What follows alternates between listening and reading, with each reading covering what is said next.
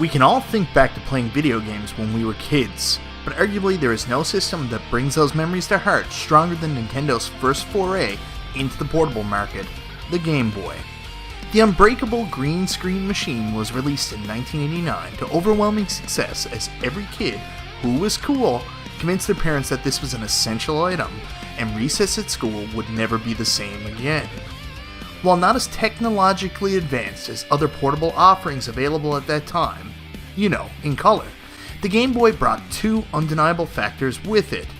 It had the name recognition of the global video game juggernaut Nintendo, and an outstanding and often overlooked library of games. I'm MichaelBtheGameGenie, and these are my top 10 games for the Nintendo Game Boy.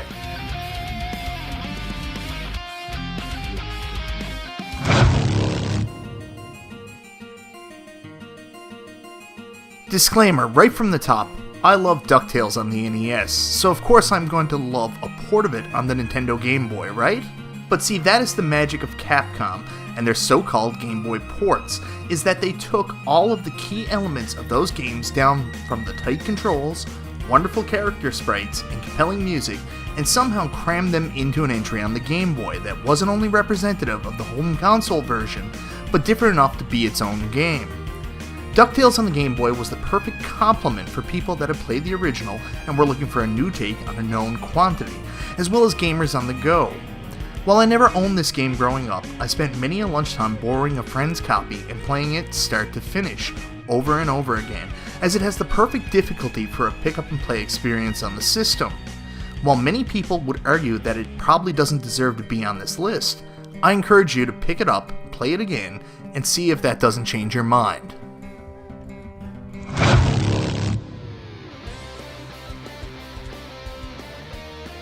Okay, this is the point where I remind people that my top 10s aren't based on the best games from a technical perspective, so much as my perceived fun factor and nostalgia based on those characteristics. I am proud to place Fall of the Foot Clan on this list. Growing up, I was a huge fan of TMNT, and the chance to play a portable version on the Game Boy was too good to give up. One of the first games I owned for the Game Boy, Fall of the Foot Clan, was a very good side-scrolling beat-em-up that accurately portrayed the teenage amphibious heroes as well as the enemies we knew and loved from the cartoon, probably even more so than the original release on the NES. I particularly appreciated the change in difficulty from the NES game. Coupled with the fact that it included a stage select right from the beginning made completing this game a treat. I especially loved the in-game cutscenes and felt that it was so impressive to see such detailed sprite work on this little system. Overall, a technical marvel for such an early release on the system.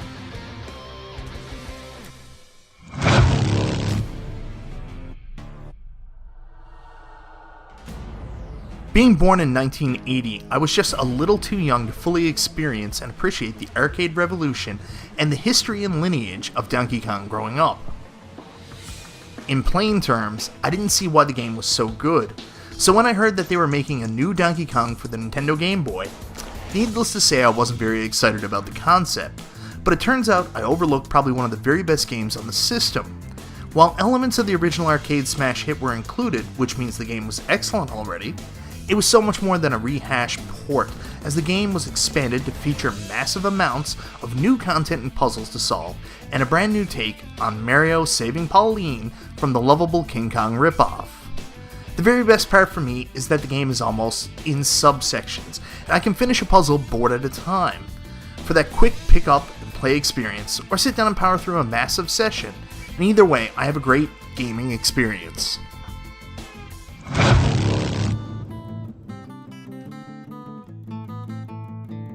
I mentioned two things earlier. One was how this list is based on fun factor and nostalgia, and since I have never played Mega Man 5 on the Game Boy, you can all stop grumbling and hitting the dislike button. Number two was how Capcom took their known NES titles and didn't port them onto the Game Boy, but created a fresh and new version of them to be experienced again and on the go, and boy oh boy, did they do right by Mega Man. I have talked about Mega Man on the Game Boy in previous videos, and I am still amazed by what a fine job they did, specifically with how good the character and enemy sprites look. Mega Man looks like Mega Man, and all the enemies have that great anime/cartoony look that we are all familiar with in the series. The gameplay is on point and feels just as good as it does on the NES, with the caveat that the characters are bigger and the stage seems smaller, so sometimes it's a little harder to anticipate a jump or an enemy attack. Overall, not just an excellent Game Boy release, but an excellent release in an already excellent series.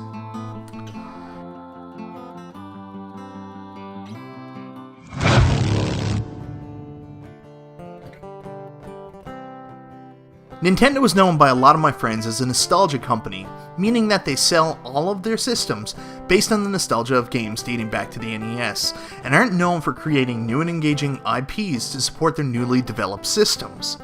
Kirby isn't one of those games, originally, as he was developed by Nintendo and HAL Laboratories in 1992 for this Game Boy release. At the time, I found the character a little too soft for a preteen Mike who was struggling to grow up too fast, but once I came upon Kirby's Dream Land by playing a friend's copy one day, I quickly fell in love with it. The cutesy art style that I originally loathed popped from the tiny screen. The gameplay mechanics felt slow and stiff at first, but I started to appreciate how they worked within the concept. Plus, you could suck in air and float for a bit, and I was always a sucker for trying to cheese my way through levels this way. The boss fights also stole my heart, as I truly enjoyed discovering how to beat each boss, and the great animations they had. I also appreciate the difficulty, as it was great for casual gamers who wanted a pick up and play experience. In the end, the game warmed my ice cold heart and turned me into a huge Kirby fan.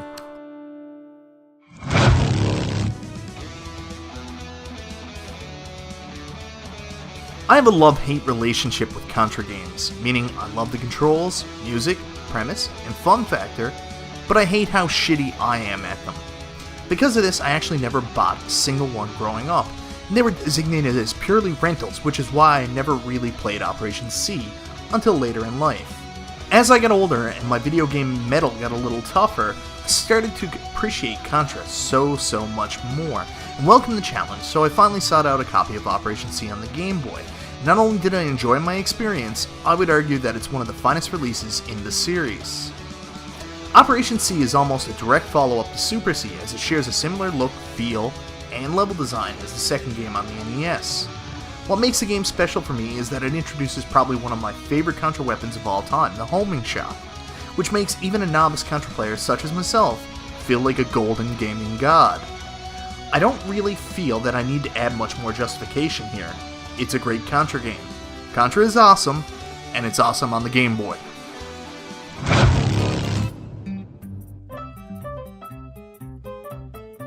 Of course it's Nintendo, so of course it's gonna have a Mario game. But what a weird and wonderful experience this is. Super Mario Land I expected to be another all too familiar foray into the Mushroom Kingdom, but what I got was something wonderfully bizarre. Sure, it features the platforming we know and love, but with a quirk. Koopa shells are bombs now. You don't get a fire flower but a super ball. The enemies make the strangest noises, and oh yeah, it's a side-scrolling shooter at times. This game is all over the place and not exactly as advertised, but that's what makes this game so special and stands out as an entry in one of the most beloved and popular franchises of all time. I didn't know how to take Super Mario Land as a kid, but looking back on it now, it's brilliant and easily one of my all-time favorite games on the Game Boy.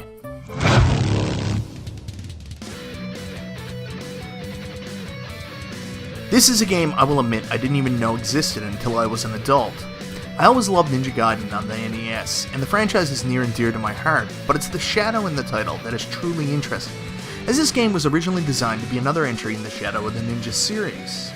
However, due to the poor sales of that game, it was scooped up and rebranded as Ninja Gaiden. Good thing it was, because it's one of the finest games in the series, and also the only portable entry for the Game Boy. While it has the signature character and storylines Ninja Gaiden is known for, it blends in the elements of the gameplay from Shadow of the Ninja to create such a fluid and enjoyable gaming experience. Everything from the level design to the great boss battles signify everything that's great about platforming action games, and let's be honest here, is there a better genre in retro gaming? I think not. It's a constant go-to for me nowadays, and the only thing I regret is not knowing about this game as a kid, when I truly had the time and amazement to enjoy this game to the fullest. I can't imagine experiencing this game back then.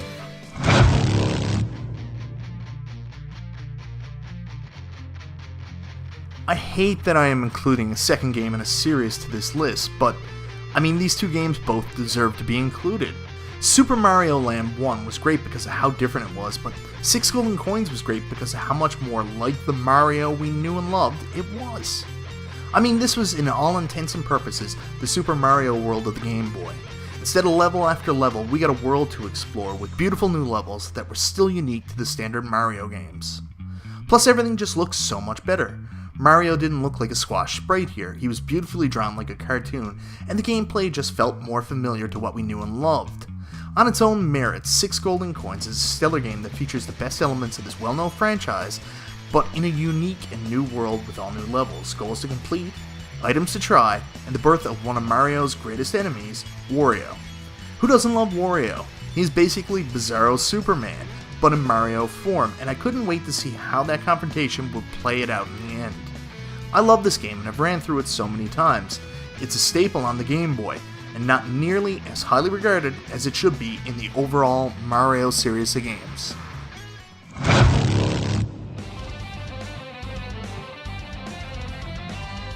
Link's Awakening is one great game. I mean, who didn't see this coming from this list, really? Link's Awakening blew my mind as a kid because I always thought of the Game Boy as this underpowered counterpart of the NES, let alone the Super Nintendo, and when I heard they were making a Legend of Zelda on it, I thought they would be taking a step back, but man was I wrong. While it's true that Link's Awakening started as an attempt by Nintendo programmers to port A Link to the Past to the Game Boy, it became a unique entry into the series that stands up with the best of them. Before we even discuss the merit of its gameplay, let's just focus on how good everything looks. I love the art style from A Link to the Past, and you can just see how well they transitioned this to the Game Boy, as everything looks almost as good as it does on the Super Nintendo. In monochrome, but nonetheless almost just as beautiful. The similarities really show in the characters, and I don't know why I focus on this so much, but the trees. They are some impressive trees. The gameplay focuses on my favorite version of Zelda's gameplay, top-down but with some added elements. In other games you are given a shield that really isn't super useful unless you are standing still to an oncoming attack or projectile. In this game, it is an equipable item and you are forced to use it on an action button that makes blocking attacks a much more strategic element than in the Zelda games that have come before it. It also introduces new powers such as the Rock Feather that allows you to jump over areas. Blasphemous in a top-down Zelda game, and probably one of my only weird gripes with it, but it does pay off as the game ties this item into progression masterfully, like all the weapons or items in Zelda games of this era. Everything serves a purpose. I could go on and on about this game forever, and never truly do it justice. It's my #1 Game Boy game for a reason, and I encourage anyone who hasn't played it to rectify this atrocity immediately. That's my top 10 games for the Nintendo Game Boy. Feel like I left something out? Want to share your own top 10? Maybe even just share a memory of playing this indestructible block of gaming goodness. Feel free to leave a comment below and I look forward to seeing your responses. I hope you guys enjoyed this video as much as I did making it, and I'll see you on the next one.